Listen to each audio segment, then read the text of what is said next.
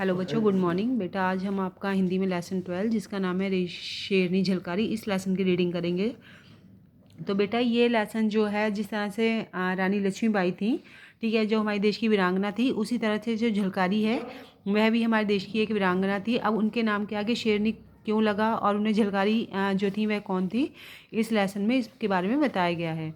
तो सन 1857 की बात है। उस समय अपने देश पर अंग्रेज़ों का राज्य था। अंग्रेज़ों के अत्याचार से जो थे राजा, व्यापारी, किसान सब तरस थे। तो जैसा कि हम जानते हैं कि जो हमारा देश था वह आरंभिक स्थिति में जो था वह गुलाम था और उस पर जो था अंग्रेज़ों का शासन था, जिसकी वजह से जो अंग्रेज़ थे वह बहुत अत्याचार करते थे और जिसकी वजह से जो राजा, व्यापारी, किसान आदि सभी लोग थे वह सभी बहुत अधिक दुखी थे। तो सबने मिलकर अंग्रेज़ों के विरुद्ध युद्ध करने की ठान ली थी। उसी के अंतर्गत झांसी की रानी लक्ष्मीबाई ने अपने राज्य झांसी को स्वतंत्र घोषित कर दिया था। यानी अब सभी जो राज्य थे, जब अंग्रेज उन पर अपना अधिकार जता रहे थे, तो उस समय जो रानी लक्ष्मीबाई थी उन्होंने अपने देश को स्वतंत्र घोषित कर रखा था। यानी उन्होंने अपने राज्य को जो थे अंग्रेज उनके अधीन में नहीं दिया था।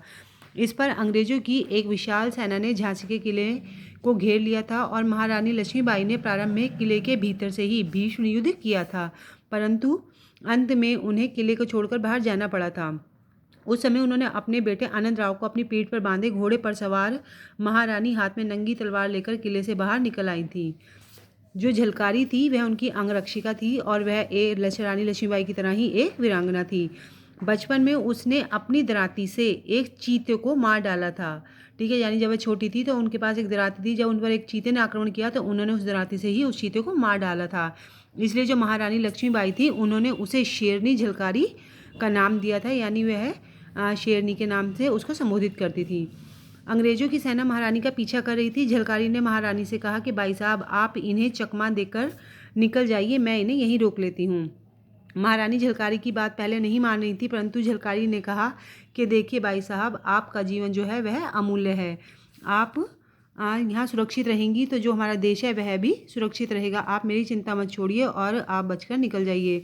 तब जो रानी लक्ष्मीबाई थी वह झलकारी के आग्रह पर अपने घोड़े को तेजी से दौड़ाया और मुख्य मार्ग को छोड़कर, मुख्य मार्ग यानी जो मेन रास्ता होता है, उसको छोड़कर जंगल में उतर आई थी, जिस वजह से जो अंग्रेज सेना थी वह उन्हें देख नहीं पाई थी। ठीक है, इधर जो झलकारी थी वह अकेली रह गई और जो अंग्रेज घुड़सवार थे उन्होंने उन्हें आकर घेर लिया था।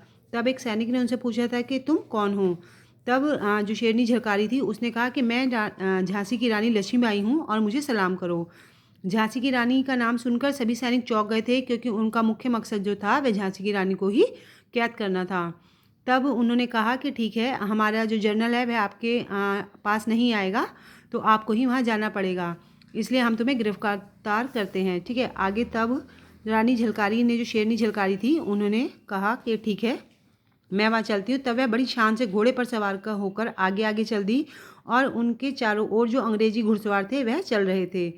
जनरल के पास पहुंचकर एक सैनिक ने उन्हें सूचना दी कि सर, झांसी की रानी लक्ष्मीबाई को गिरफ्तार कर लिया है। इससे जो जनरल था वह बहुत खुश हो गया, परंतु उस समय जो अंग्रेज सैनिक थे या जो जनरल था उनमें से किसी ने भी रानी लक्ष्मीबाई को नहीं देखा था। ठीक है, और जो जनरल था, जो शेरनी झलकारी थी, उसकी बातों से वह संतुष्ट नहीं हो रहा था कि वह रानी लक्ष्मीबाई वास्तव में है या नहीं। तो उसने एक व्यक्ति को बुलाया जो कि रानी के साथ गद्दारी कर कर अंग्रेज़ों से मिल गया था। ठीक है, उसका नाम जो था धलाजू था। जब उसने आकर देखा कि वहाँ रानी लक्ष्मीबाई नहीं बल्कि शेरनी झलकारी थी, तो उसने कहा, अरे ये तो झलकारी है। उधर जब झलकारी ने धुलाजू को देखा तो वह भड़क उठी और उसने अपनी बंदूक उठाकर उस पर उसे मारने के लिए झपटी। तब जो 3-4 अंग्रेज सैनिक थे उन्होंने उसे आकर घेर लिया और उसने धुलाजू पर गालियों की बौछार करते हुआ कि कहा, अरे नीच गद्दार, तूने चंद चांदी के टुकड़ों के लिए अपने देश के साथ गद्दारी की है, तुझे तो मर जाना चाहिए।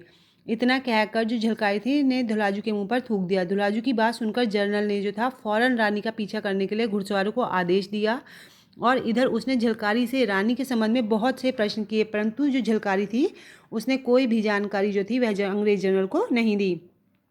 उसके इस जो उसका निर्णय था, जब उसने कुछ भी रानी लक्ष्मीबाई के बारे में नहीं बताया तो जो अंग्रेज जनरल था वह झल्ला गया।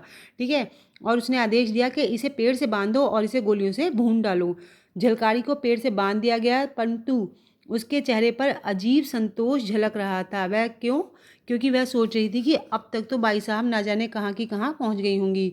यानी उसने अपने देश के प्रति, अपने राज्य के प्रति, अपनी रानी के प्रति पूर्ण कर्तव्यनिष्ठता से अपने कर्तव्य का निर्वाह किया था। झलकारी का शरीर गोलियों से छलनी कर दिया गया था। धन्य है शेरनी झलकारी, धन्य है वे सब जो देश के लिए शहीद हो गए।